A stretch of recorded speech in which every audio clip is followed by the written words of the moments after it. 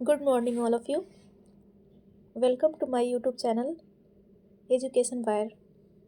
अभी तक हम लोग पढ़ चुके थे दिल्ली सल्तनत, क्लास 7, चैप्टर दिल्ली सल्तनत। आज होगा क्वेश्चन नंबर 30 से। तो आइए शुरू करते हैं। पहला क्वेश्चन है कि सुल्तान के शासनकाल में एक नया पद नाइब मुमलिकात सृजित किया गया। सही आंसर होगा बहरामसा, ऑप्शन ए।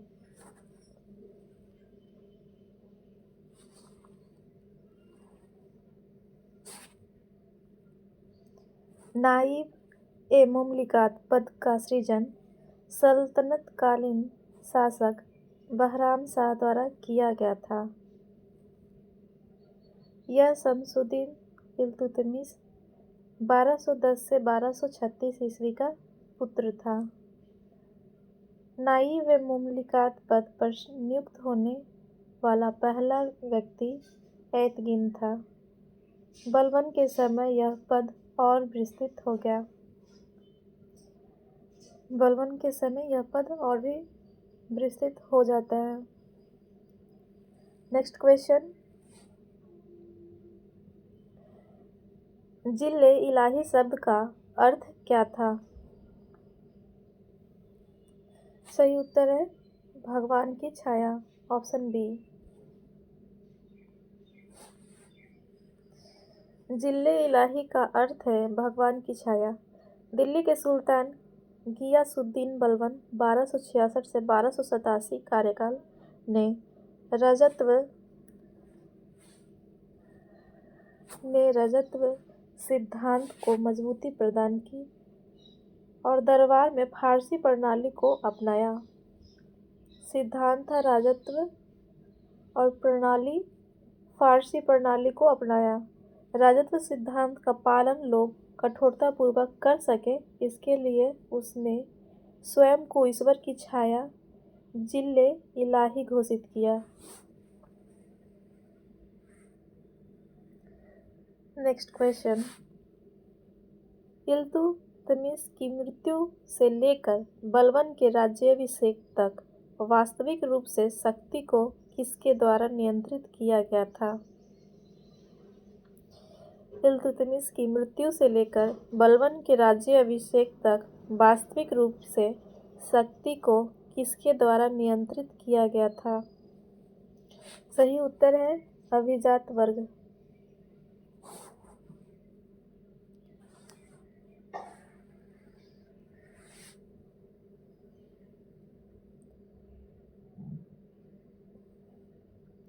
इल्तुतमिश की मृत्यु से लेकर बलबन के राज्याभिषेक तक वास्तविक रूप से शक्ति को अभिजात्य वर्ग द्वारा नियंत्रित किया गया था। इल्तुतमिश की मृत्यु के पश्चात और बलबन के राज्यारोहण तक चालीसा दल के सदस्यों ने उत्तराधिकार संबंधी मामलों का निराकरण किया। 1236 में इल्तुतमिश की बेटी रजिया सिंहासन पर बैठी। मिनहाज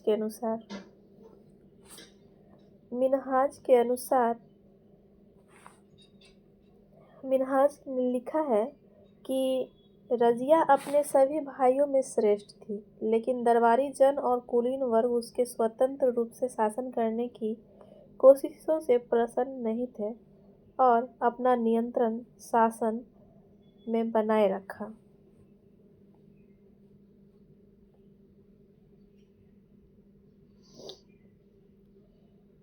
नेक्स्ट क्वेश्चन है, दिल्ली सल्तनत का पहला संप्रभु शासक कौन था? सही उत्तर है इल्तुतमिश, ऑप्शन बी। दिल्ली सल्तनत का पहला संप्रभु शासक इल्तुतमिश था। दिल्ली सल्तनत के पहले वंश मामलुक वंश का संस्थापक कुतुबुद्दीन ऐबक था। लेकिन अगर वास्तविक कहेगा, दिल्ली सल्तनत का वास्तविक संस्थापक कहें तो उसमें इल्तुतमिश का नाम आएगा वास्तविक में, लेकिन ऐसे ही सिर्फ है कि दिल्ली सल्तनत के पहले मामलूक वंश का संस्थापक कौन था, तो कुतुबुद्दीन ऐबक था, जिसने अपनी राजधानी लाहौर बनाया था। इल्तुतमिश ने सल्तनत काल की राजधानी दिल्ली को बनाया। इल्तुतमिश पहला शासक था जिसने शुद्ध अरबी सिक्के चलाए तथा सिक्कों पर टकसाल का नाम अंकित करवाया। शुद्ध अरबी सिक्के इल्तुतमिश चलाया था। ये पहला शासक था जो अरबी सिक्का चलाया था और सिक्कों पर टकसाल का नाम भी अंकित किया था। नेक्स्ट क्वेश्चन है, 1225 से 1226 शताब्दी में इल्तुतमिश द्वारा दक्षिणी बिहार के राज्यपाल के रूप में किसे नियुक्त किया गया था? सही उत्तर है मलिक अलाउद्दीन जानी, ऑप्शन सी।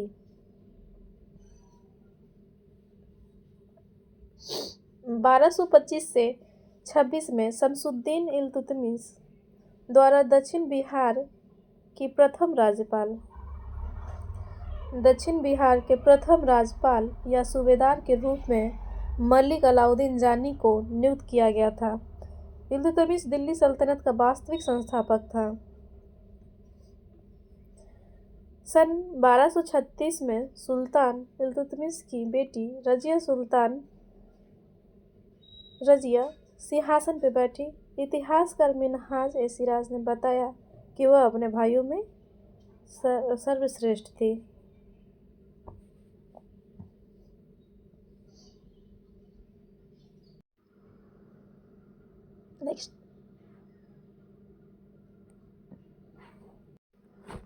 नेक्स्ट क्वेश्चन है, इल्तुतमिश ने बिहार में अपना प्रथम सूबेदार किसे नियुक्त किया था? एवाज, नासिरुद्दीन महमूद, अली मर्दन, उपयुक्त में से अधिक कोई नहीं। सही उत्तर होगा इनमें से कोई नहीं, क्योंकि मलिक जानी को बनाया था, जो कि ऑप्शन में नहीं है, इसलिए ई ऑप्शन सही है। नेक्स्ट क्वेश्चन है, इल्तुतमिश को हिंदुस्तान के सुल्तान का खिताब किससे मिला? सही उत्तर है बगदाद के अब्बासिद खलीफ अल मुस्तानसिर बिल्लाह। ये जो बिल्लाह थे खलीफा थे बगदाद के, अब्बासिद खलीफा अल मुस्तानसिर बिल्लाह, ये खिताब दिए थे इल्तुतमिश को हिंदुस्तान के सुल्तान का खिताब।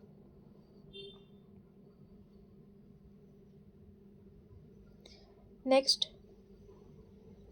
इल्तुतमिश को हिंदुस्तान के सुल्तान तथा सुल्तान आजम का खिताब बगदाद के खलीफा अब्बासिद खलीफ या खलीफा अल मुस्तानसिर बिल्लाह ने 1229 में दिया था। शमसुद्दीन इल्तुतमिश ने सामंतों और जमींदारों के स्थान पर अपने विशेष गुलामों को नियुक्त करने की प्रथा शुरू की। इसने कुछ चांदी के सिक्के और तांबे के जीतल चलाए थे।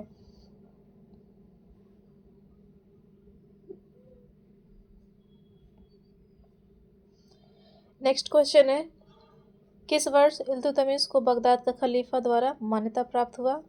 Right answer option c 1229।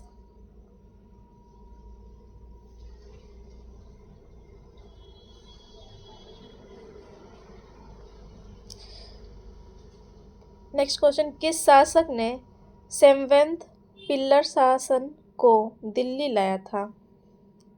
किस शासक ने सेवेंथ पिलर शासन को दिल्ली लाया था? Option d is right Firoz Shah Tughlaq. Firoz Shah Tughlaq 1351 से 1388 ईस्वी ने सेवेंथ पिलर शासन को दिल्ली लाया था। इसने दिल्ली मेरठ स्तंभ लेख व दिल्ली टोपरा लेख को इनके मूल स्थान से दिल्ली लाया था। ये दोनों स्तंभ लेख मूल रूप से अशोक के थे।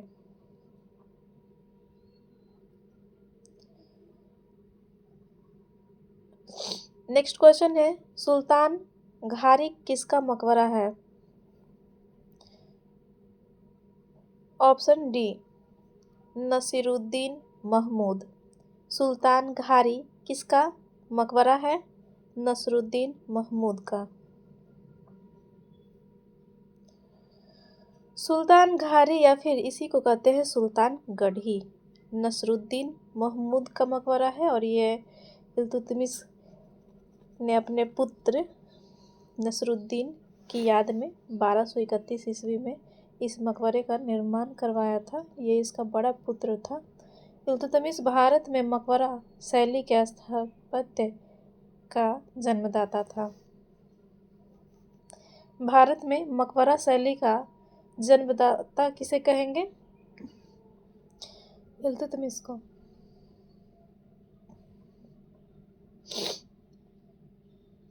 नेक्स्ट क्वेश्चन है, इल्तुतमिश, उसका हो जाएगा इल्तुतमिश भारत में मकबरा शैली का जन्मदाता इल्तुतमिश। नेक्स्ट है, कुतुबुद्दीन ऐबक ने किस मूल्य पर इल्तुतमिश को खरीदा था? सही आंसर होगा ऑप्शन बी, 1 लाख जीतल।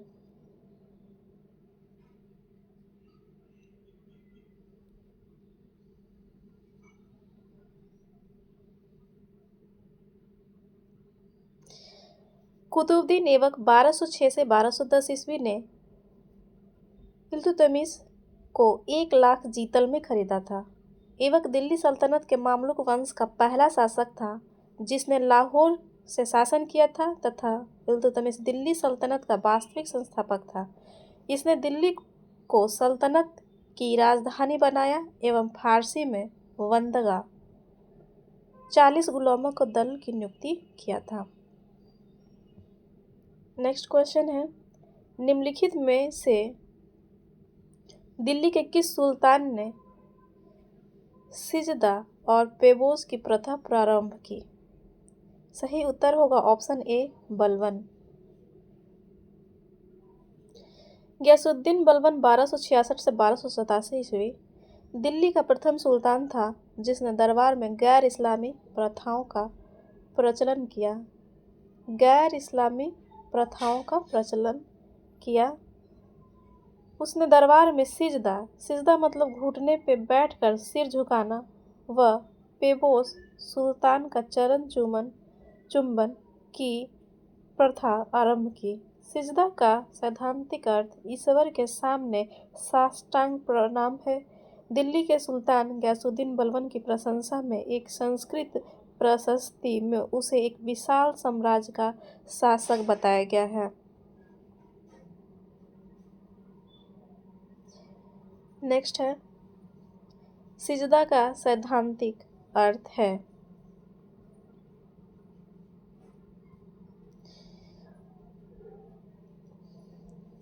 सही उत्तर, राजा के सामने साष्टांग प्रणाम, ईश्वर के सामने, दीवान के सामने, इमाम के सामने। सही आंसर हो जाएगा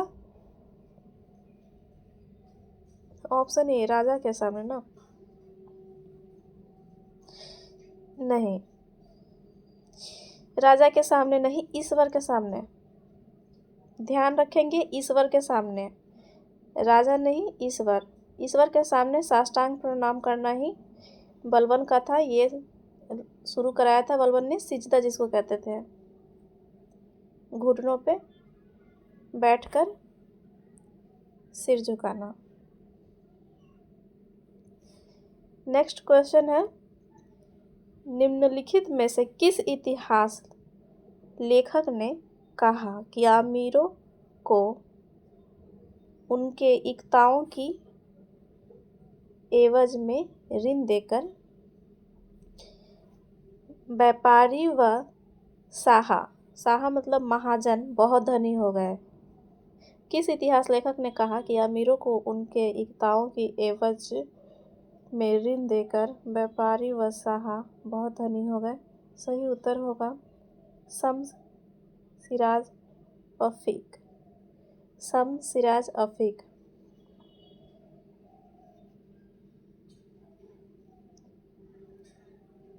शम्स सिराज अफीक ने अपनी तारीख है फिरोजशाही में अमीरों को उनके इक्ताओं की एवज में ऋण देकर व्यापारी व शाह महाजन को धनी बनने का उल्लेख करता है। 14वीं शताब्दी के मध्य के इतिहासकार जियाउद्दीन बर्नी ने अधिकारी जन की नियुक्तियों का उल्लेख सुल्तान के राजनीतिक विवेक के नाश और शासन करने की अक्षमता के उदाहरणों के रूप में किया है। ध्यान रखेंगे कि ये जो शम्स सिराज अफीफ था और उसका जो ये बुक था तारीख ए फिरोजशाही, तो तारीख ए फिरोजशाही दो है, एक है जियाउद्दीन बर्नी का और फिर उसके बाद ये आया था अफीफ का तारीख है फिरोजशाही। और इसमें अमीरों को उनके इक्ताओं की एवज में ऋण देकर व्यापारी व महाजन को धनी बनाने का उल्लेख किया गया है। 14वीं सदी के मध्य के इतिहासकार थे बर्नी ने अधिकारी जन की नियुक्ति का उल्लेख सुल्तान के राजनीतिक विवेक के नाश, ये सुल्तान का जो राजनीतिक विवेक है उसका नाश हो गया है और शासन करने की क्षमता के उदाहरण के रूप में किया गया है। ठीक है, नेक्स्ट क्वेश्चन है, जब भी मैं किसी निम्न कुल के व्यक्ति को देखता हूँ तो मेरी आंखें जलने लगती है और मैं गुस्से से उसे मारने के लिए अपनी तलवार की ओर हाथ बढ़ाता हूँ। बर्नी ने निम्नलिखित में से दिल्ली के किस सुल्तान से उपयुक्त शब्द कहलवाए?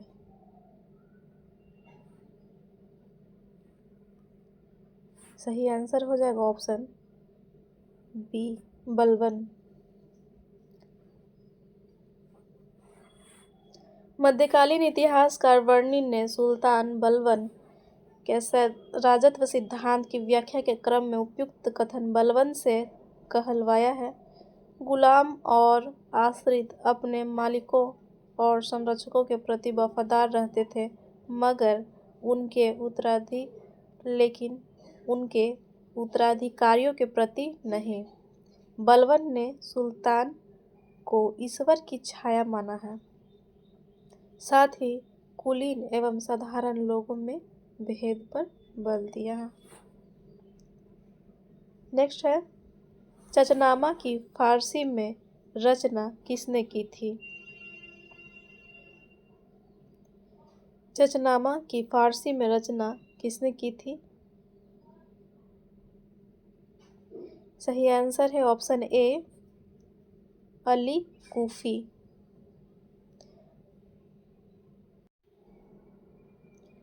अरबों द्वारा सिंध विजय का विस्तृत वृत्तांत चचनामा नामक ग्रंथ में मिलता है। अरबों द्वारा सिंध विजय का विस्तृत वर्णन कहाँ मिलता है? चचनामा नामक ग्रंथ में। यह अरबी भाषा में लिखित ग्रंथ है। बाद में अली अबू बकर कूफी ने नसरुद्दीन कुवाचा के समय में उसका फारसी में अनुवाद किया था। अली कूफी ने। कब? तो नसरुद्दीन कुवाचा के समय में। अरबों ने मीर कासिम के नेतृत्व में 712 ईस्वी में सिंध पर आक्रमण कर उसे जीत लिया। उस समय सिंध का शासक दाहिर था। ये क्वेश्चन आता है कि जब अरबों ने मीर कासिम के नेतृत्व में 712 में सिंध पर आक्रमण कर उसे जीत लिया, तो उस समय सिंध का शासक कौन था? सही आंसर होता है दाहिर, जो मीर कासिम के हाथों पराजित हुआ और मारा गया। नेक्स्ट क्वेश्चन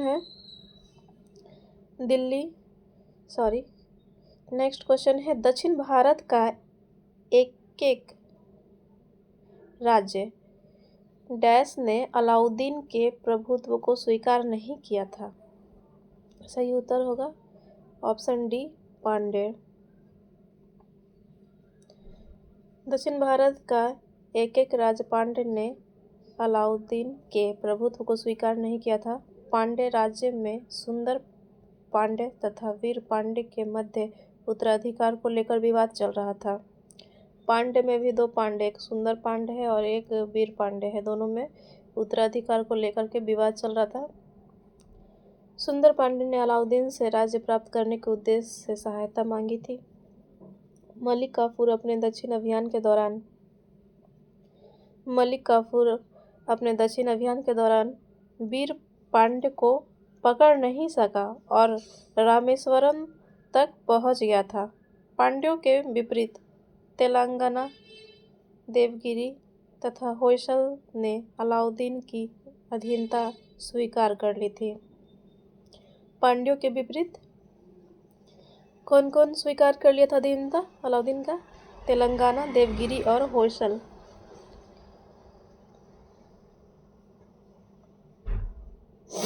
नेक्स्ट क्वेश्चन है, सल्तनत के अधिकार क्षेत्र में शिलालेख उत्कीर्ण के लिए किसका इस्तेमाल किया जाता था?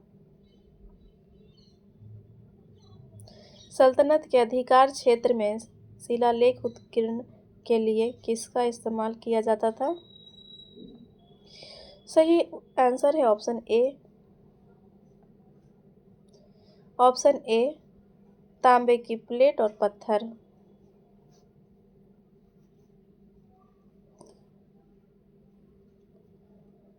सल्तनत के अधिकार क्षेत्र में शिलालेख उत्कीर्ण के लिए तांबे की प्लेट और पत्थर का इस्तेमाल किया जाता था। इन शिलालेखों में अनुदानों का संकेत मिलता है कि प्रांतीय शासकों को सैद्धांतिक रूप से देय भुगतान से पूरी तरह छूट नहीं दी जा रही थी, लेकिन अधिकार अब अनुदानकर्ताओं को हस्तांतरित किए गए थे। नेक्स्ट है, सुमेलित कीजिए। लेखक है और फारसी ग्रंथ है।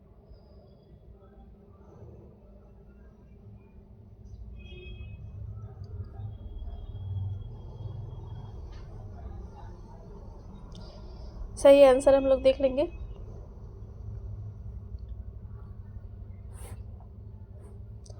देखिए, मिनहाजुस सिराज, तबकाते नासिरी, जियाउद्दीन वर्नी, फतवा-ए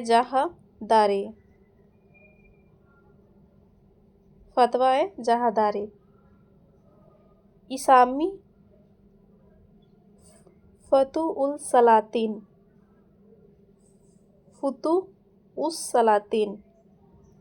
इसामी का हो जाएगा फुतुउस-सलातीन। याहिया बिन अहमद सरहिंदी का हो जाएगा तारीख-ए-मुबारक शाही।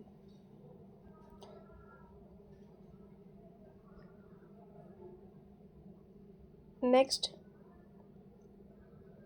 यह अक्सर स्वीकार किया जाता है कि 10 साला पद्धति किसके द्वारा तैयार की गई थी?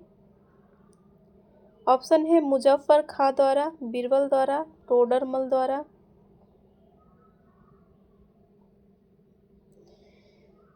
सही आंसर होगा ऑप्शन सी,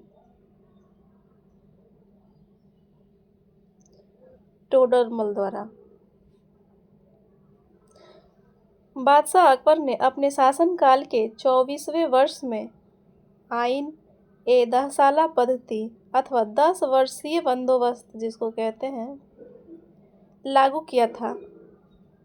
इस प्रणाली का प्रणेता तैयार करने वाला टोडरमल था, लेकिन इसको लागू करने की जिम्मेदारी शाह मंसूर की थी। तो यहाँ पे एक नाम नया आ रहा है जिसकी जानकारी सभी को नहीं होती है, गहराई से पढ़ने पे पता चलता है।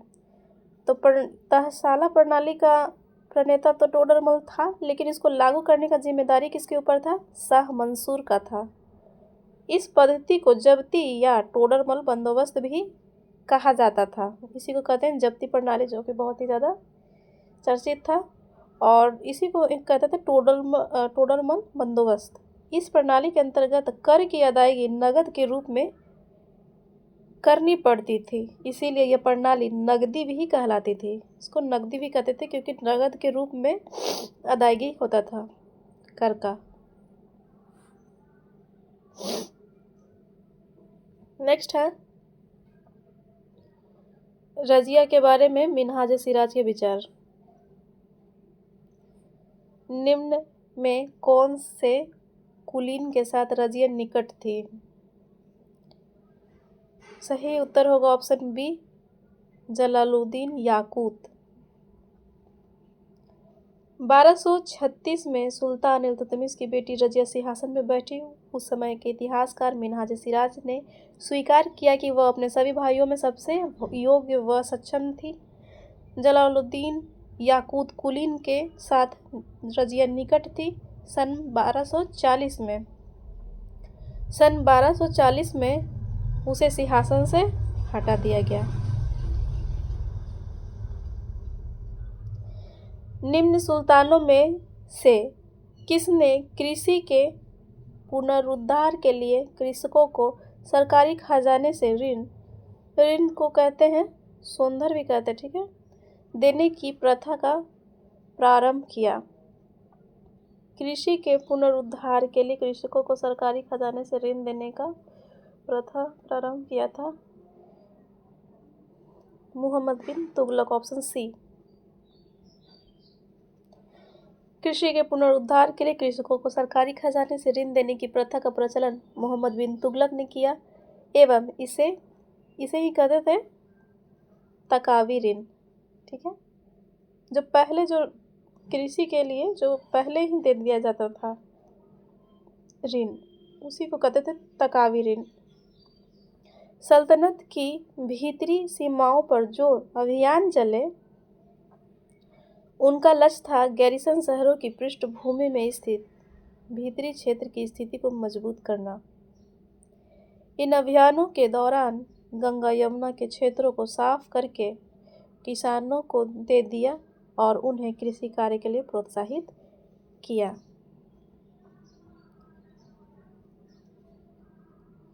नेक्स्ट है, तुगलक वास्तुकला के संदर्भ में निम्न में से कौन सा कथन सही नहीं है? पहला है कि तुगलक वास्तुकला की एक असाधारण विशेषता ढलवा नुमा दीवारें थी। दूसरा है कि यह तकनीक ढलवा शैली बैटर कहलाती है और यह इमारतों को शक्ति और मजबूती का आभास देती है। तीसरा है, ढलवा शैली का प्रयोग फिरोज शाह तुगलक की इमारतों में सर्वाधिक स्पष्ट है। नेक्स्ट है, तुगलकों ने अपनी इमारतों में आमतौर पर महंगे लाल बलुआ पत्थर का प्रयोग नहीं किया बल्कि सस्ते और अधिक सुप्राप्य सलेटी पत्थर का प्रयोग किया। सही उत्तर है ऑप्शन सी। यही गलत है, ठीक है ना, ये कथन गलत है, बाकी सारा सही है। 12वीं शताब्दी के आखिरी दशक में कुब्बतुल इस्लाम मस्जिद बनी। मोहम्मद बिन तुगलक के समय बेगमपुरी मस्जिद बनी जो तुगलक कालीन वास्तुकला को दर्शाता है। क्वेश्चन आ सकता है कि बेगमपुरी मस्जिद किस वास्तुकला को दर्शाता है? तो तुगलक कालीन वास्तुकला ढालू दीवार जो होता था ढला होता था, ढालू होता जिसे निप्रवन बैठक कहा जाता है। दीवारें व बुर्ज मिस्र के पिरामिडों के समान है। दीवार और बुर्ज मिस्र के पिरामिड के समान है जो अंदर की ओर झुकी हुई है, अंदर की ओर झुका हुआ है। इसे क्या कहते थे? सलामी पद्धति भी कहा जाता था। अंदर से झुका हुआ था, अंदर की ओर झुका हुआ था, तो इसको कहते थे सलामी पद्धति। यह विशेषता भवन को शक्ति और सुदृढ़ता प्रदान करती है। सलामी पद्धति का प्रयोग मुख्यतः गयासुद्दीन व मोहम्मद तुगलक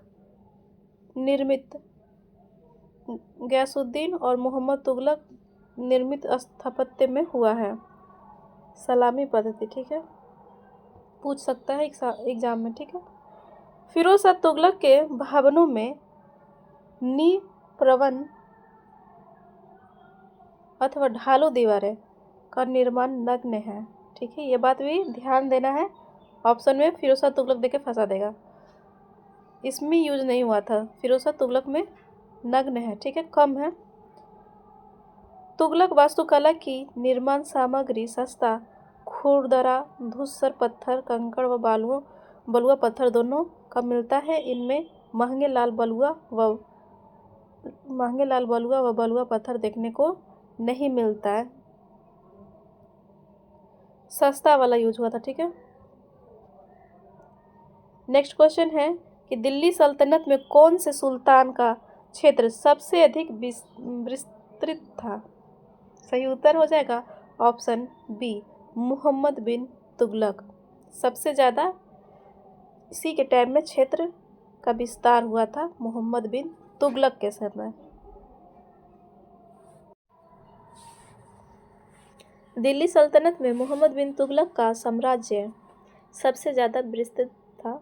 दिल्ली सल्तनत की सेनाओं की शुरुआत अपेक्षाकृत कमज़ोर थी, मगर 150 वर्ष बाद मोहम्मद तुगलक के अंत तक इस उपमहाद्वीप का एक विशाल क्षेत्र इसके अंतर्गत आ चुका था। इसने शत्रुओं को परास्त करके क्षेत्रों को विजित किया। इसके समय दक्षिण भारत के अधिकांश राज्य दिल्ली सल्तनत में मिला लिया गया।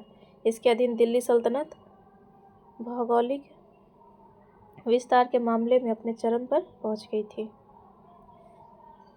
नेक्स्ट है, इनमें से किस शासक के अधीन दिल्ली सल्तनत भौगोलिक विस्तार के मामले में अपने चरम पर पहुंच गई थी। सही उत्तर अभी हम लोग पढ़े थे मोहम्मद बिन तुगलक। सही आंसर हो जाएगा ऑप्शन डी, मोहम्मद बिन तुगलक। नेक्स्ट है, अंततः पांड्य साम्राज्य डैश में विलीन हो गया। सही उत्तर होगा ऑप्शन ए, दिल्ली की सल्तनत। Option A.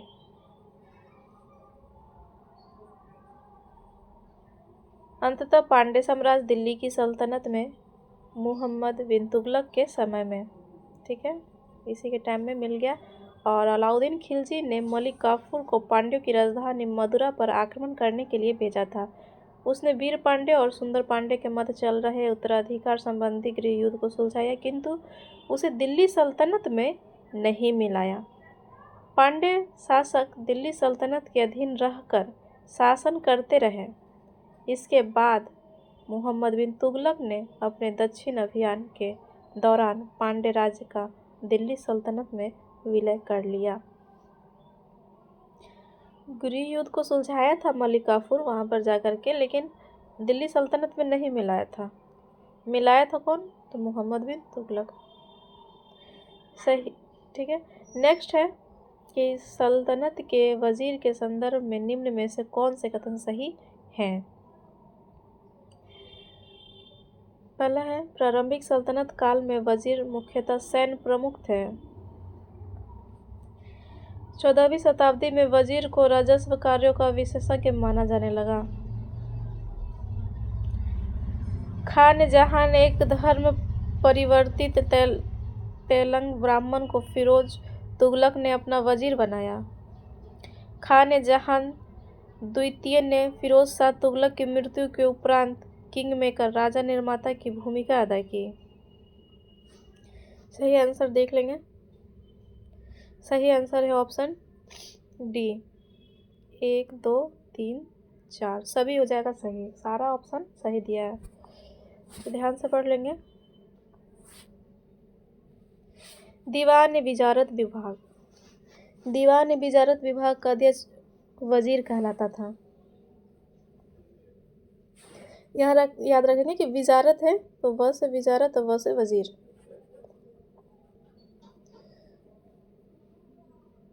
प्रारंभिक सल्तनत काल में वजीर मुख्यतः सैन्य प्रमुख था। आगे चलकर 14वीं शताब्दी में वजीर को राजस्व कार्यों का विशेषज्ञ माना जाने लगा।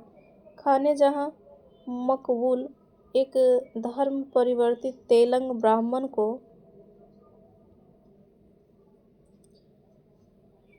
फिरोज शाह तुगलक ने अपना वजीर बनाया था। खाने जहां मकबूल नाम था ये तेलंग का पहले, और वो अपना धर्म परिवर्तित किया था। वो ब्राह्मण था, तेलंग ब्राह्मण था, जो कि अपना धर्म परिवर्तित करके खाने जहां मकबूल बना होगा और उसी को फिरोज शाह तुगलक वजीर बनाया। खाने जहां द्वितीय ने फिरोज शाह तुगलक की मृत्यु के बाद राजा निर्माता किंग मेकर की भूमिका अदा की। दिल्ली सल्तनत की सेनाओं की शुरुआत अपेक्षाकृत कमज़ोर थी, मगर धीरे धीरे मजबूत होकर एक बड़े क्षेत्र का विस्तार किया। इनके सूबेदार और प्रशासक मुकदमों में फैसला सुनाते थे और साथ ही किसानों से कर वसूलते थे। नेक्स्ट है, निम्नलिखित में से कौन सा दिल्ली सल्तनत से अपनी स्वतंत्रता का दावा करने वाले सबसे पहले राज्यों में एक था?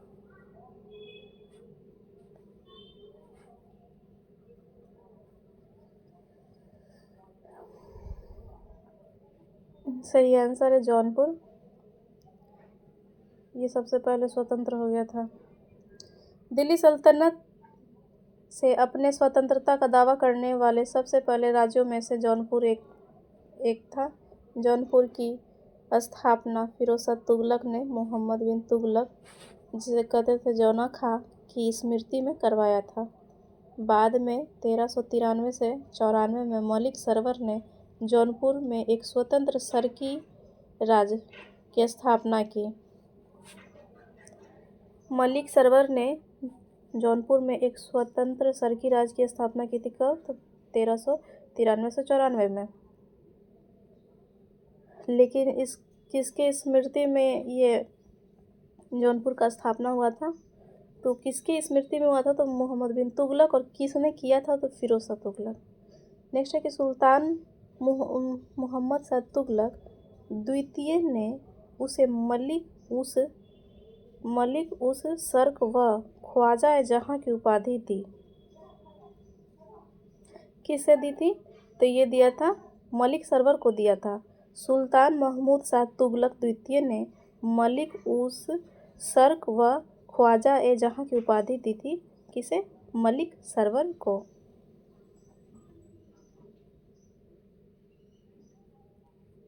नेक्स्ट है, जौनपुर शहर की स्थापना किसकी स्मृति में की गई थी?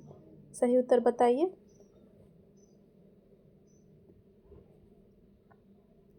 किसकी स्मृति में की गई थी? तो मोहम्मद बिन तुगलक की स्मृति में की गई थी। Option C.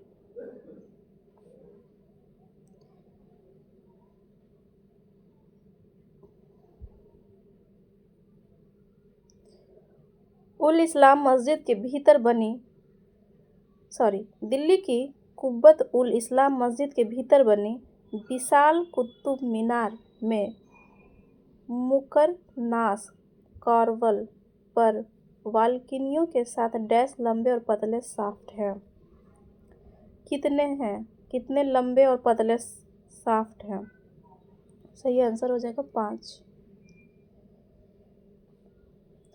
दिल्ली की कुब्बत उल इस्लाम मस्जिद के भीतर बनी विशाल कुतुब मीनार में मुकरनास कार्वल पर बालकनियों के साथ 5 लंबे और पतले शाफ्ट हैं। 12वीं शताब्दी के आखिरी दशक में बनी कुब्बत उल इस्लाम मस्जिद दिल्ली के सुल्तानों द्वारा बनाया गया था। दिल्ली के सुल्तानों द्वारा बसाए गए सबसे पहले शहर मेहरौली, जो कि दिल्ली में है, स्थित है। यह मीनार कुतुबुद्दीन ऐबक, इल्तुतमिश और फिरोज शाह तुगलक द्वारा बनवाई गई थी।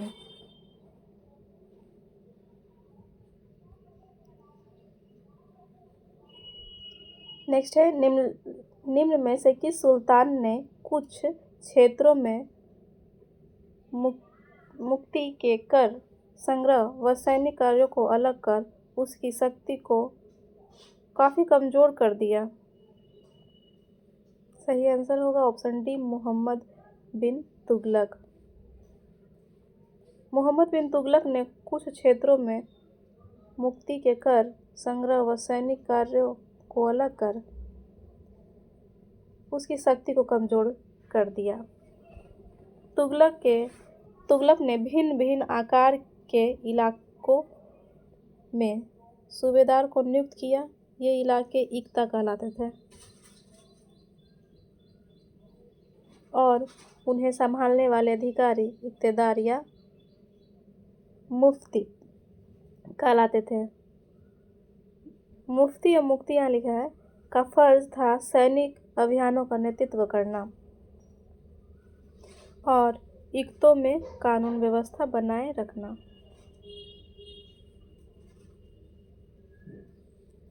नेक्स्ट क्वेश्चन है, दौलताबाद को क्यों चुना गया? ऑप्शन है, इनमें चीनी तोप थे, यह भारत के केंद्र में पड़ता था, यह एक शुष्क क्षेत्र में पड़ता था, यह केंद्रीय रूप से स्थित था और इस प्रकार पूरे क्षेत्र को नियंत्रित करने के लिए उपयुक्त था। सही आंसर हो जाएगा ऑप्शन डी। मोहम्मद बिन तुगलक ने नया गैरीसन शहर बनाने के लिए दिल्ली के 4 शहरों में सबसे पुराने शहर दिल्ली या कुहना के निवासियों को खाली करवा कर वहां सैनिक छावनी बना दी। पुराने शहर के निवासियों को दक्षिण में बनी नई राजधानी दौलताबाद भेज दिया गया। क्यों भेज रहा है?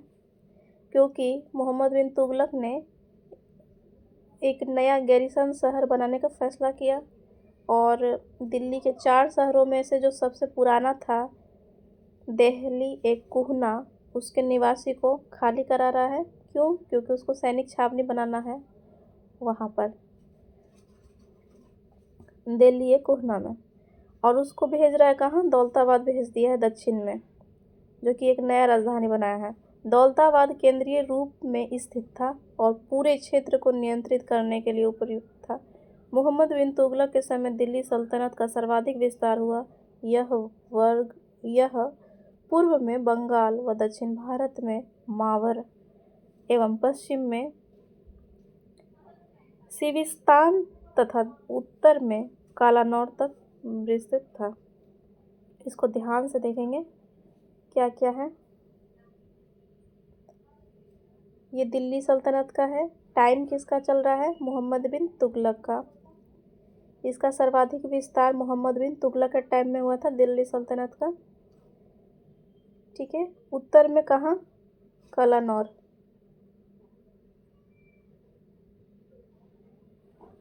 दक्षिण भारत में मावर, ये मावर, दक्षिण भारत में मावर। पश्चिम में सिविस्तान।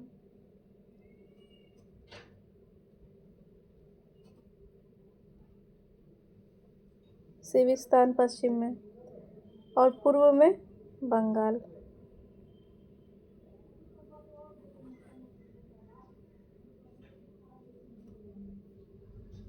मावर।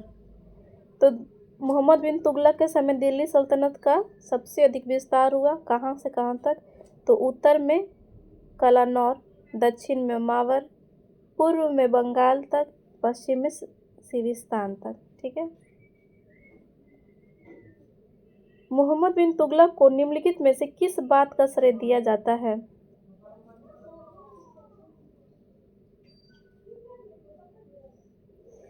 दौलताबाद का संस्थापन, चीनी वास्तुशिल्प के रूपों का प्रयोग करना, पेपर मुद्रा जारी करना, दौलताबाद का संस्थापन और पेपर मुद्रा जारी करना। सही आंसर हो जाएगा ऑप्शन ए। ठीक है। दौलताबाद का संस्थापन। बड़ा ऑप्शन देखकर ये नहीं मार देना है, पेपर मुद्रा नहीं था। ठीक है। दौलताबाद का संस्थापन, ऑप्शन ए। सल्तनत युग के गया के सूर्य मंदिर में किस सुल्तान का 2 बार उल्लेख किया गया है? गया के सूर्य मंदिर में किस सुल्तान का 2 बार उल्लेख है? सही उत्तर है ऑप्शन डी, फिरोज शाह तुगलक का। सल्तनत युग के गया के सूर्य मंदिर में संस्कृत शिलालेख में तुगलक वंश के शासक फिरोज शाह तुगलक का उल्लेख किया गया है। नेक्स्ट है, सुल्तानों के काल में किसने इक्ता पद्धति को आरंभ किया था? इक्ता पद्धति को कौन स्टार्ट किया था? सब सही उत्तर होगा इल्तुतमिश होना चाहिए, ऑप्शन ए। देख लेते हैं। ऑप्शन ए सही है, इल्तुतमिश होगा। इक्ता पद्धति सबसे पहले यही स्टार्ट किया था, इसके समय शुरू हुआ, और यह नगद वेतन के बदले भूमि के रूप में राजस्व प्रदान किया जाता था। इक्ता जो था इसमें नगद वेतन नहीं दिया जाता था, इसको भूमि के रूप में राजस्व दिया जाता था। अलाउद्दीन ने सैनिकों को इक्ता के स्थान पर नगद वेतन देना तय किया। अलाउद्दीन जब आया तो वो क्या किया कि इक्ता के स्थान पे ज़मीन के स्थान पे ज़मीन के रूप में राजस्व ना दे करके वो लोग को सैनिक को नगद वेतन देना शुरू कर दिया था। तो ये इल्तुतमिश के अपोजिट हो जाएगा, तो ऐसे याद रखेंगे। इक्ता का मतलब है प्रशासनिक अनुदान अथवा जागीर। नगद वेतन के बदले में अमुक प्रदेश को राजस्व के रूप में नियोजित करना। पुरस्कार या पेंशन के रूप में भूमि को नियोजित करना। बी और सी दोनों क्या होगा?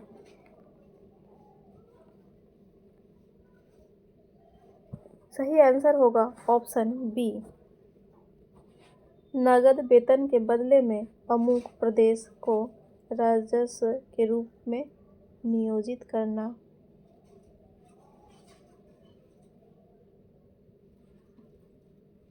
नेक्स्ट है, जलालुद्दीन खिलजी ने खुद को कहाँ ताज पहनाया? जलालुद्दीन खिलजी ने खुद को कहाँ ताज पहनाया? सही आंसर है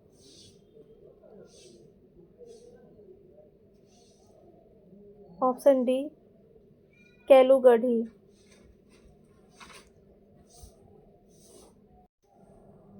जलालुद्दीन खिलजी 1290 से 96, ठीक है, 6 वर्ष, ने जून 1290 में कैकुबाद द्वारा बनाए गए अपूर्ण किलोखरी या कैलूगढ़ी के महल में अपना राज्याभिषेक ताज पहना। ठीक है, किसने यह वर्णन किया है? वह सुल्तान के चरणों में गिर गया और सुल्तान ने उसे बेटे के रूप में मानते हुए उसे गले लगा लिए, उसकी आँखों और गाल को चूमा और उसे अपने चाचा के प्यार पर संदेह करने के लिए झिड़की दी।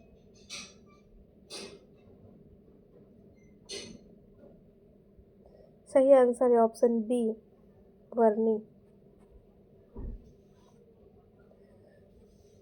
जियाउद्दीन बर्नी ने अलाउद्दीन खिलजी के बारे में यह वर्णित किया है। किसके बारे में कह रहा था? यह अलाउद्दीन खिलजी के बारे में कह रहा था कि वह सुल्तान के चरणों में गिर गया और सुल्तान ने उसे बेटे के रूप में मानते हुए उसे गले लगा लिए, उसकी आँखों और गाल को चूमा और उसे अपने चाचा के प्यार पर संदेह करने के लिए झिड़की दी। नेक्स्ट है, मुस्लिम इतिहास द्वारा किसे 1000 दिनारी के नाम से जाना गया? सही आंसर होगा मलिक काफूर, ऑप्शन ए। मलिक काफूर 1000 दिनारी के नाम से जाना जाता था और इसे 1000 दिनार में खरीदा गया था। अलाउद्दीन के प्रशासनिक कदम काफ़ी सफल रहे तथा उसके दक्षिण अभियान का प्रमुख नेतृत्वकर्ता मलिक काफूर था। मंगोल आक्रमणों के खतरे का भी उसने सफलतापूर्वक सामना किया था।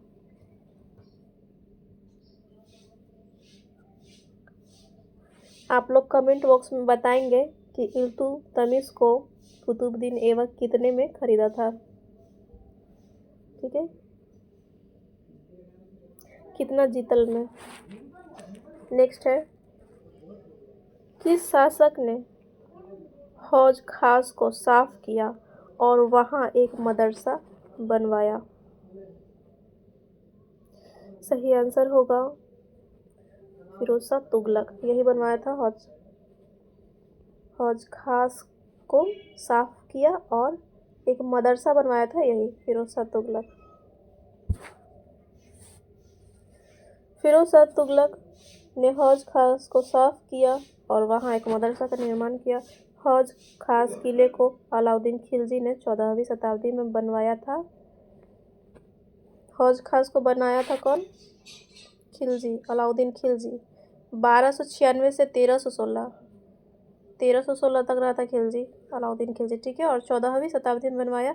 यहाँ पर एक जलाशय का निर्माण भी फिरोज शाह तुगलक ने करवाया था, ठीक है।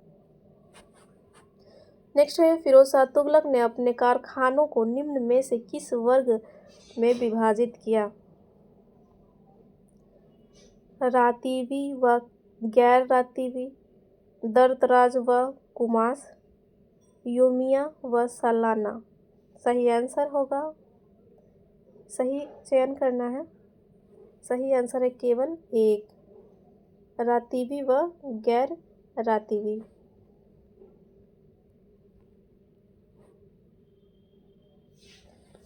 फिरोज शाह तुगलक के समय शाही कारखानों की संख्या 36 थी। इसने कारखानों को दो भागों में विभाजित किया था, रातीबी और गैर रातीबी।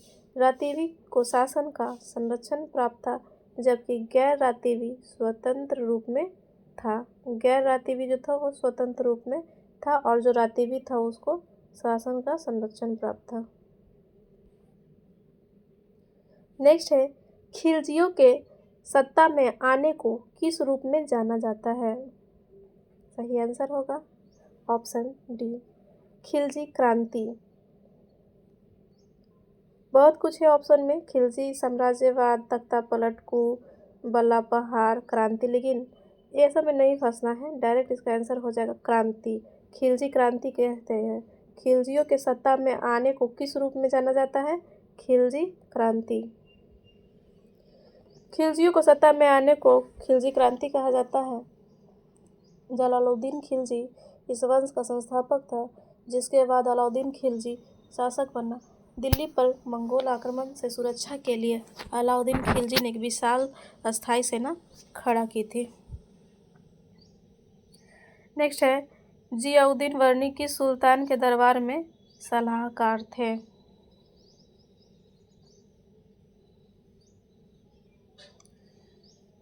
सही आंसर होगा ऑप्शन ए। बहुत पहले से ये चला रहा है ना, ये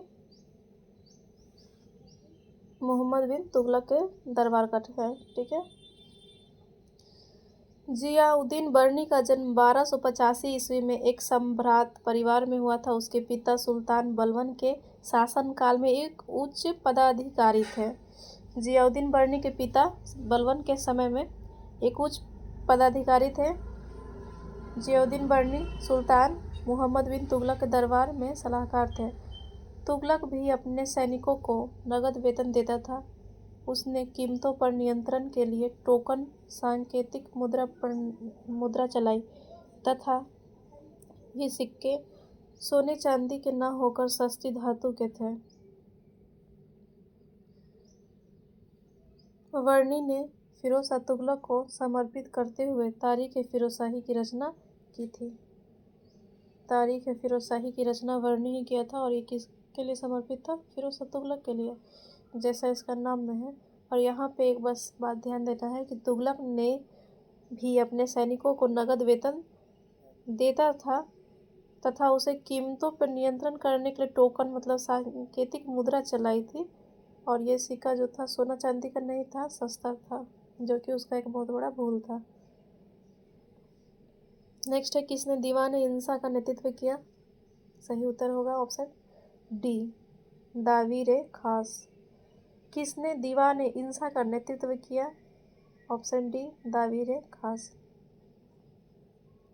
सल्तनत काल के समय पत्र व्यवहार के कार्य के लिए सुल्तानों ने एक विभाग स्थापित किया जिसे दीवान-ए-इंसा कहा जाता है।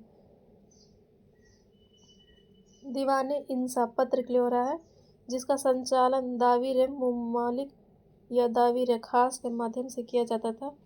सुल्तान अलाउद्दीन खिलजी और मोहम्मद तुगलक के शासनकाल में नौकरी के कठोर नियमों का बड़ी सख्ती से पालन होता था। मुफ्ती लोगों द्वारा एकत्रित किए गए राजस्व की रकम का हिसाब लेने के लिए राज्य द्वारा लेखाधिकारी नियुक्त किए जाते थे। इनमें से किस राजवंश के शासनकाल में निजी बाजारों को सरकार संचालित बाजारों से बदल दिया गया, जिसमें सभी वस्तुओं के मूल्यों का सख्त नियमन था? इनमें से किस राजवंश के शासनकाल में निजी बाजारों को सरकार संचालित बाजारों में बदल दिया गया? कोई भी प्राइवेट नहीं रहा, सब गवर्नमेंट का हो गया। इनमें सभी वस्तुओं के मूल्य पर सख्त नियमन था। सही आंसर होगा ऑप्शन सी, खिलजी राजवंश।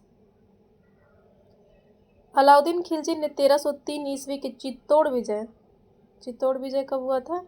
अलाउद्दीन खिलजी का 1303 में के बाद बाजार व्यवस्था लागू की थी। इसका विस्तृत वर्णन वर्णी की तारीख है फिरोजशाही में मिलता है।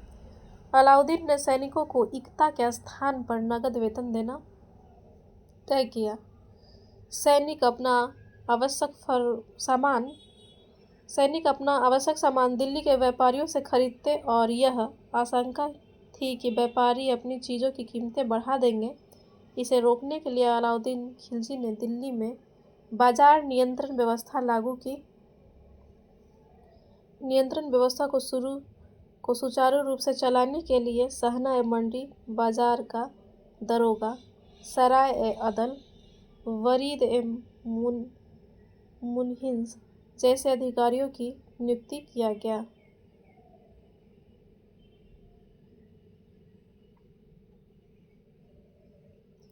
नेक्स्ट है, अलाउद्दीन खिलजी ने मूल्य नियंत्रण संबंधी उपायों की देखभाल के लिए निम्न में से कौन से पदाधिकारियों की नियुक्ति की?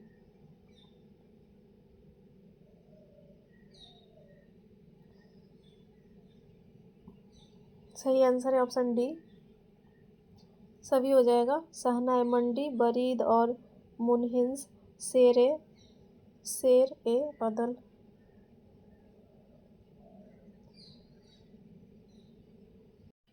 नेक्स्ट है, निम्नलिखित में से कौन से कथन दिल्ली सुल्तानों के सैन्य संगठन के संदर्भ में सही है? क्वेश्चन में पूछ रहा है सैन्य संगठन के संदर्भ में क्या सही है? ऑप्शन देखेंगे। प्रारंभिक तुर्की सुल्तानों ने अपने तुर्की सिपाहियों को दोआब के कई गांव उनके वेतन को प्रदान करने के लिए दिए।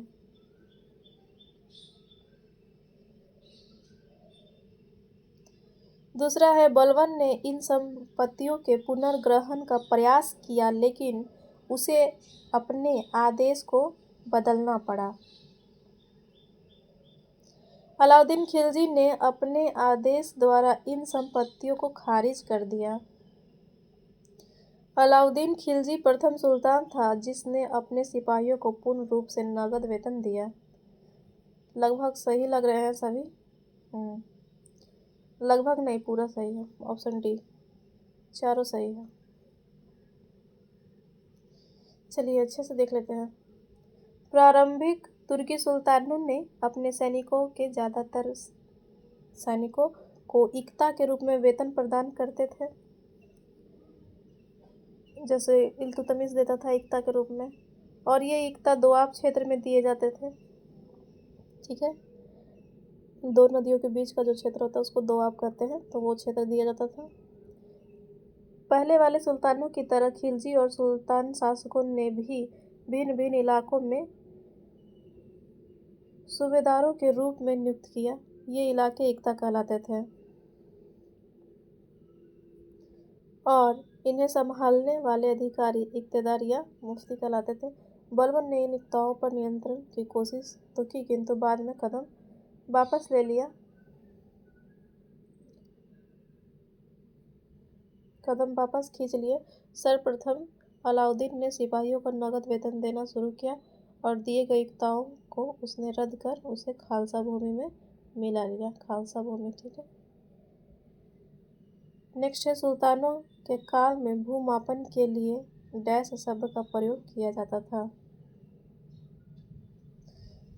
सही आंसर होगा ऑप्शन सी। सही ऑप्शन होगा ऑप्शन सी। ठीक है। मसाहत। मसाहत जो था ये भूमापन के लिए प्रयोग किया जाता था। मसाहत सुल्तान के टाइम में। ठीक है। सुल्तानों के काल में भूमापन के लिए मसाहत शब्द का प्रयोग किया जाता था। भूमि की पैमाइश की गई और उसके क्षेत्र को विकसित किया गया। अलाउद्दीन खिलजी के शासनकाल में भू राजस्व के निर्धारण और वसूली के कार्य को राज्य अपने नियंत्रण में ले आया। स्थानीय सामंतों से कर लगाने का अधिकार छीन लिया गया। ठीक है। इसके टाइम में कड़ाई था बहुत ज़्यादा। नेक्स्ट है, मोहम्मद बिन तुगलक ने अपनी राजधानी हस्तांतरित की। सही आंसर होगा दिल्ली से देवगिरी, ऑप्शन बी। डॉक्टर के निजामी के अनुसार सुल्तान कुतुबुद्दीन मुबारक खिलजी ने देवगिरी का नाम कुतवाबाद रख दिया था और सुल्तान मोहम्मद तुगलक ने उसका नाम दौलताबाद रखा। ठीक है। तो डॉक्टर के निजामी हैं, उनके अनुसार सुल्तान कुतुबुद्दीन मुबारक खिलजी ने देवगिरी का नाम कुतवाबाद रख दिया था और सुल्तान मोहम्मद तुगलक ने उसका नाम दौलताबाद रखा। देवगिरी को कुतुल इस्लाम भी कहा गया है। देवगिरी जगह है, इसको कहा जा रहा है कुतुल इस्लाम भी कहा जाता है। मोहम्मद बिन तुगलक के द्वारा दिल्ली के देवगिरी को राजधानी बनाया गया था। कब? तो 1226 से 37 में। नेक्स्ट है, किस शासक ने दिल्ली से दौलताबाद अपनी राजधानी हस्तांतरित की थी? सही आंसर होगा मोहम्मद बिन तुगलक, ऑप्शन ए।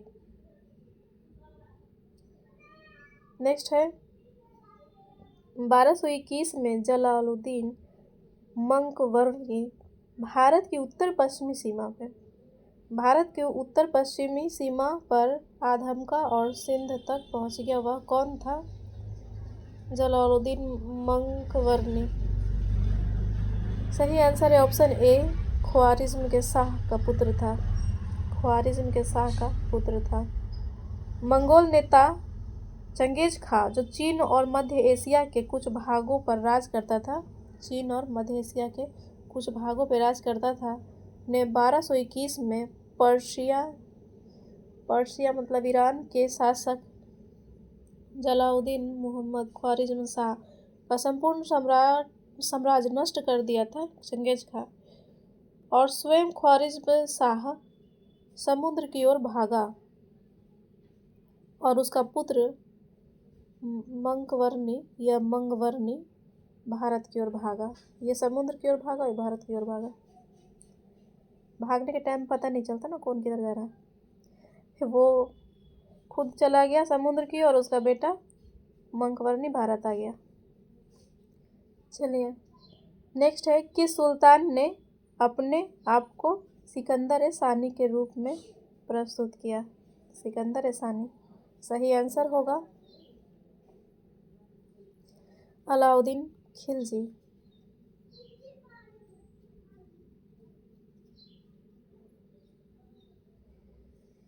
अलाउद्दीन खिलजी या खिलजी ने अपने आप को सिकंदर सानी के रूप में प्रस्तुत किया है। अलाउद्दीन खिलजी के समय सर्वाधिक 6 बार मंगोल आक्रमण हुआ था। ठीक है, ये बात याद रखना है कि किस दिल्ली सुल्तान के टाइम में मंगोल का सर्वाधिक आक्रमण हुआ। तो अलाउद्दीन खिलजी के टाइम में कितना बार? 6 बार। इसने अपने सैनिकों के लिए सीरी नामक एक नया गैरिसन शहर बनाया। गैरिसन शहर क्या होता है? ये शब्द बार बार आ रहा है। तो गैरिसन शहर एक ऐसा शहर होता है जो किलेबंद होता है, सैनिकों का स्थान होता है जहाँ सैनिक रहते हैं। ठीक है, साम्राज्य की सुरक्षा के लिए तो वो गैरिसन शहर होता है। वहाँ पे सीरी नामक एक नया गैरिसन शहर बनाया तथा वह दाग घोड़े की ब्रांडिंग की व्यवस्था शुरू की और हुलिया जो था सैनिकों की वर्णनात्मक सूची तैयार की। अलाउद्दीन ने सैनिकों को एकता के स्थान पे नगद देना तय किया, हम लोग पढ़ चुके हैं, और इन्हें आवश्यक सामान खरीदने के लिए दिल्ली में बाजार नियंत्रण व्यवस्था लागू की। बाजार नियंत्रण के लिए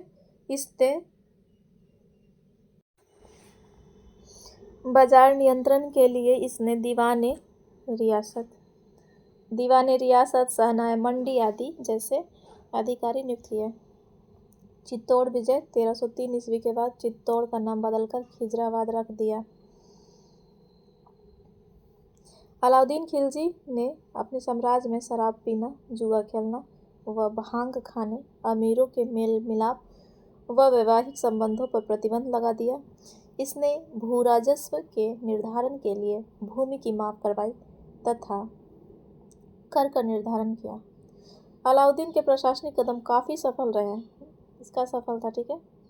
इतिहासकारों ने कीमतों और बाजार की व्यवस्था को लेकर काफ़ी प्रशंसा किया है। अलाउद्दीन खिलजी ने खूत, मुकद्दम, चौधरी, राय, राणा और रावत जैसे ग्रामीण मध्यस्थ वर्ग के विशेषाधिकारों को समाप्त कर उन्हें सामान्य किसानों की स्थिति में ला दिया। ये अच्छा काम था, ठीक है। प्रायः ये मध्यम वर्ग अपने ऊपर के राजस्व को किसानों पर ही डाल देते थे। अलाउद्दीन खिलजी दिल्ली सल्तनत का पहला शासक था जिसने कई प्रकार के इनाम की भूमियों को निरस्त कर उन्हें राज्य के अंतर्गत खालसा भूमि में ला दिया, ठीक है। आगे सबसे अधिक मंगोल आक्रमण किसके शासन काल में हुए थे? बहुत अच्छे से आपको पता होगा किसके काल में हुआ था। सबसे अधिक हुआ था अलाउद्दीन खिलजी के समय में, जो कि ऑप्शन में नहीं है, इसलिए इसका आंसर होना चाहिए ऑप्शन ई, ठीक है। राइट आंसर है ऑप्शन ई। चित्तौड़ पर अधिकार करने के बाद अलाउद्दीन खिलजी ने उसे क्या नाम दिया था? उसका नाम दिया था खिजराबाद कर दिया था, खिजराबाद, जो कि ऑप्शन में नहीं है। आदिलाबाद, जलालाबाद, फिरोजाबाद लिखा है, ऑप्शन ई होना चाहिए खिजराबाद।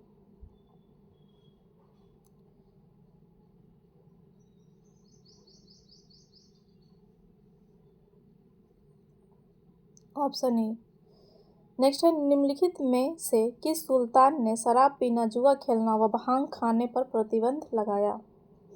सही आंसर है अलाउद्दीन खिलजी।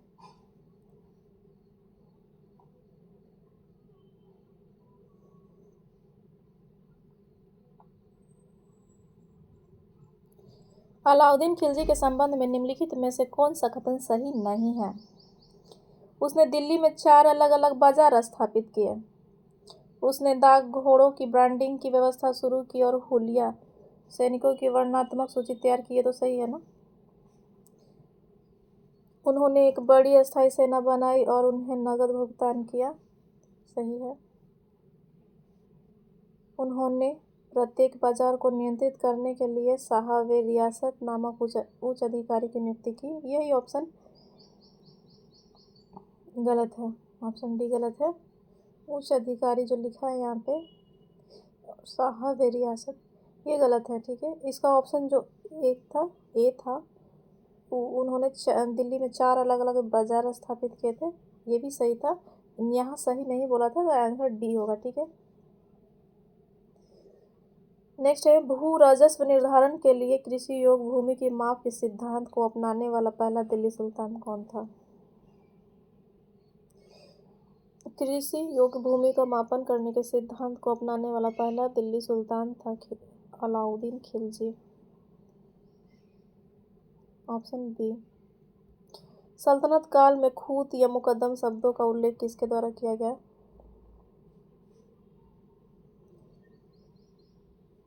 ये ग्रामीण मध्यस्थ वर्ग के लिए किया गया था। खूत या मुकद्दम शब्द का प्रयोग ग्रामीण मध्यस्थ वर्ग के लिए किया गया था। Option C. खालसा भूमि क्या थी? राज्य के अधीन नियंत्रण में भूमि। Option C.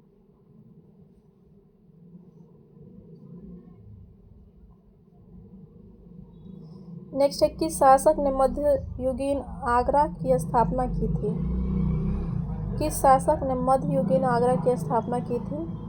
सही आंसर हो जाएगा ऑप्शन बी, सिकंदर लोदी। सिकंदर लोदी। 1451 से 1526 तक दिल्ली और आगरा पर लोदी वंश का शासन रहा। कब से कब से?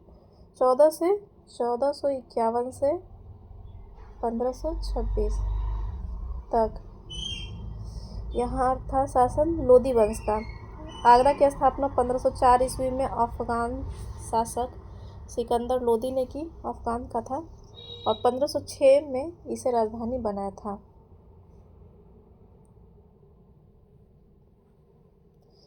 किस शासक ने रुपया या रुपया की अवधारणा पेश की? सही आंसर होगा ऑप्शन सी, शेरशाह सूरी। रुपया और रुपया शेरशाह सूरी शुरू किए थे। नेक्स्ट है, व्यापार वाणिज्य संचार साधनों के विकास पर शेरशाह सूरी ने विशेष ध्यान दिया। इसके लिए उसने मुद्रा प्रचलन में रुपये का प्रचलन किया, जिसमें सोने चांदी व तांबे की मुद्राएं चलाई। चांदी का रुपया जिसका भार 178 ग्रेन था और तांबे का दाम 38 ग्रेन का था, वे चांदी के सिक्के रुपया को अमल में लाने वाले प्रथम प्रशासक थे। चांदी का था 178 और तांबे का था 38 ग्रेन। ठीक है, ये था उसका भार ग्रेन में। चांदी 178, तांबा 38। अरबी लिपि में शेरशाह ने अपना नाम, पदवी और टकसाल का नाम अंकित करवाया। ऐसे में शेरशाह का यह सुधार अस्थायी सिद्ध हुआ। नेक्स्ट है, चांदी के सिक्के रुपया को अमल में लाने वाला प्रथम प्रशासक था। सही आंसर हो जाएगा ऑप्शन डी, शेरशाह सूरी। तैमूर के मनोनीत व्यक्ति खिज्र खान द्वारा स्थापित राजवंश को सैयद वंश के रूप में जाना जाता है, क्योंकि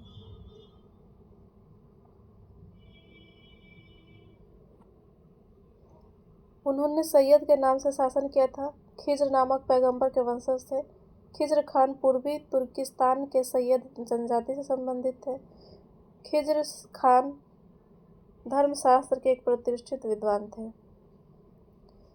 सही आंसर होगा ऑप्शन बी। सही आंसर होगा ऑप्शन बी। खिज्र खान पैगंबर के वंशज थे और इसीलिए पैगंबर का वंशज था, इसीलिए तैमूर के मनोनीत व्यक्ति खिज्र खान द्वारा स्थापित राजवंश को सैयद वंश के रूप में जाना जाता था।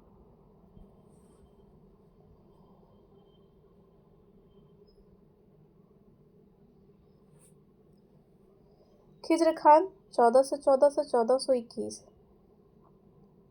सैयद वंश का संस्थापक था। खिज्र खान। तैमूर ने उसे मुल्तान का गवर्नर नियुक्त किया था। मुल्तान का गवर्नर बनाया गया था। कौन बनाया था? तैमूर बनाया था। वे अपने आप को पैगंबर का वंशज मानते थे, इसीलिए उन्होंने अपने राजवंश का नाम सैयद वंश रखा। सुमेलित कीजिए। सही आंसर हम लोग देखेंगे।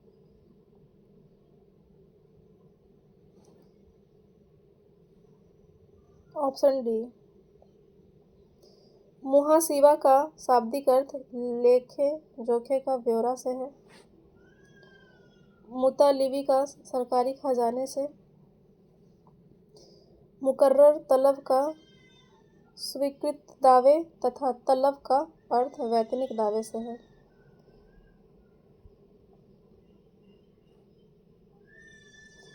देखिए,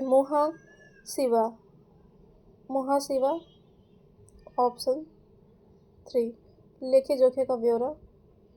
मुतालिब सरकारी खजाने से।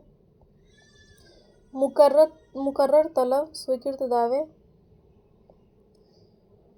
और तलब वैतनिक दावे। थोड़ा सा इसको कनेक्ट करने का कोशिश करेंगे। मुहासिवा जैसे मुंह से सिवा हिसाब करते हैं ना, तो लेखा जोखा। मुतालिवा थोड़ा मुलाकात टाइप का लग रहा था। सरकारी खजाना से अगर मुलाकात हो जाए तो कैसा रहेगा। उसके बाद मुकर्रर तलब, मुकर्रर हो गया मतलब स्वीकृत हो गया, स्वीकृत दावे। तलब हमें किस चीज़ का है, वेतन का है, ठीक है, इससे जोड़ सकते हैं। नेक्स्ट है चौसा की लड़ाई जून 1539 ईस्वी में कौन पराजित हुआ। चौसा की लड़ाई जून 1539 ईस्वी में कौन पराजित हुआ। सही आंसर होगा ऑप्शन ए, हुमायूं। बंगाल से लौटते समय बक्सर के निकट चौसा गंगा एवं कर्मनाशा के बीच नामक स्थान पर जून में हुआ था, ठीक है। ऑप्शन में तो 1539 दे देगा, ठीक है, मान लीजिए सारा में दे दे और मंथ दे दे तो पकड़ना थोड़ा मुश्किल होगा, तो ध्यान रखेंगे जून में हुआ था। जून 1539 को हुमायूं एवं शेरशाह के मध्य हुआ था। हुमायूं और शेरशाह के मध्य हुआ था, जिसमें हुमायूं की पराजय हुई। चौसा के युद्ध में हुमायूं की पराजय का कारण उसकी अव्यवस्थित सेना भाइयों का सहयोग न मिलना था। इस युद्ध में निजाम नामक भिश्ती ने हुमायूं की जान बचाई, जिसे बाद में हुमायूं ने दिल्ली का एक दिन का बादशाह बनाया था। भिश्ती ने चमड़े के सिक्के चलाए थे। चौसा विजय के पश्चात शेर खान ने सुल्तान आदिल शेरशाह की उपाधि धारण की और द्वितीय अफगान राजवंश की स्थापना की। नेक्स्ट है निम्नलिखित में से किस जोड़े के बीच चौसा का युद्ध हुआ था। सही आंसर होगा हुमायूं और शेरशाह सूरी, ऑप्शन ए।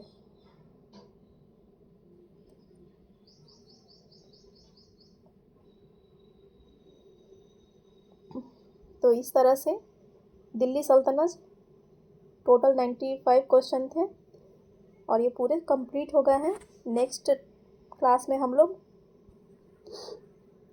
मुगल साम्राज्य पढ़ेंगे। आज के वीडियो में इतना ही।